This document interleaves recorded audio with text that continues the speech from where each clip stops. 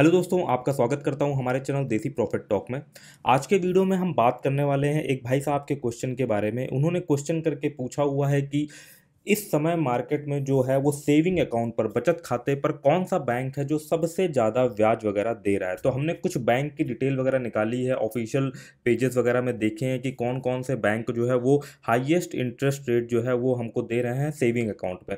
तो आगे बढ़ने से पहले अगर आपने हमारे चैनल देसी प्रॉफिट टॉक को अभी तक सब्सक्राइब नहीं किया है तो मैं आपसे रिक्वेस्ट करता हूँ कि आप इस चैनल को जो है वो सब्सक्राइब कर लें। यहाँ पर हम credit card, home loan, personal loan और जो बैंक के सेविंग अकाउंट वगैरह रहते हैं उनसे रिलेटेड जो जो भी बढ़िया बढ़िया लेटेस्ट इन्फॉर्मेशन चल रही होती है ना, वो सारा इन्फॉर्मेशन कलेक्ट करके एक वीडियो बना करके जो है वो आप तक हम लाते हैं।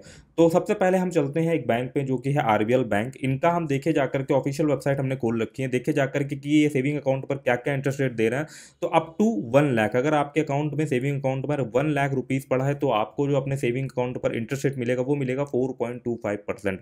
वहीं अगर हम कुछ गवर्नमेंट बैंक का देखें, एसबीआई का ना, या एचडीएफसी वगैरह पे, तो इनमें लगभग 2.5% का इंटरेस्ट रेट जो है वो सेविंग अकाउंट में मिल रहा है। तो यहाँ पर अगर हम बात करें कि अगर आपके बचत खाते में 1 लाख रुपए पड़ा हुआ है तो आपको 4.25% इंटरेस्ट रेट मिलेगा, ब्याज मिलेगा एनुअल बेसिस में। वहीं पर अगर आपके बचत खाते में 1 लाख से लेकर के 10 लाख के बीच में पैसा जो है वो पड़ा हुआ है तो आपको जो है इंटरेस्ट रेट मिलेगा 5.50% के आसपास। वहीं पर अगर आप 10 लाख से लेकर के 3 करोड़ के बीच में है बचत खाते में अमाउंट, तो इंटरेस्ट रेट बन जाएगा जाके 6.25% के आसपास। और वहीं पर अगर 3 करोड़ से 5 करोड़ के बीच में है तो बचत खाते में इंटरेस्ट रेट जो आपका मिलेगा एनुअल बेसिस में वो मिलेगा 6.25%। अब हम दूसरे बैंक की तरफ चलते हैं, वो है यस बैंक। यस बैंक में देखे जाके हमें क्या क्या इंटरेस्ट रेट मिलता है। तो जैसा कि आप स्क्रीन में देख सकते हो ना, कि अगर आपके बचत खाते में, यस बैंक में आपका सेविंग अकाउंट है, तो आपके अगर खाते में 1 लाख रुपए पड़ा हुआ है तो आपको 5% का जो है एनुअल बेसिस पे जो है वो ब्याज मिलेगा, जो भी आपके पैसे पड़े होंगे उस पर।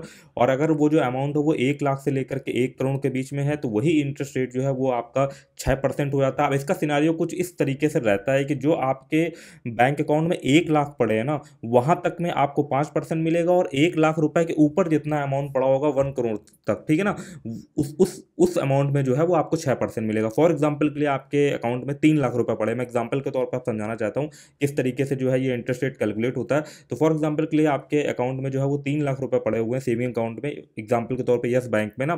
तो जो शुरू का 1 लाख रुपए होगा उसमें 5% इंटरेस्ट मिलेगा, और जो बचे 2 लाख रुपए हैं 1 लाख रुपए के ऊपर बचे 2 लाख रुपए, उस पर जो है वो आपको 6% का ब्याज मिलेगा। तो इस तरीके से जो है वो आपका कुछ इंटरेस्ट रेट कैलकुलेट होगा।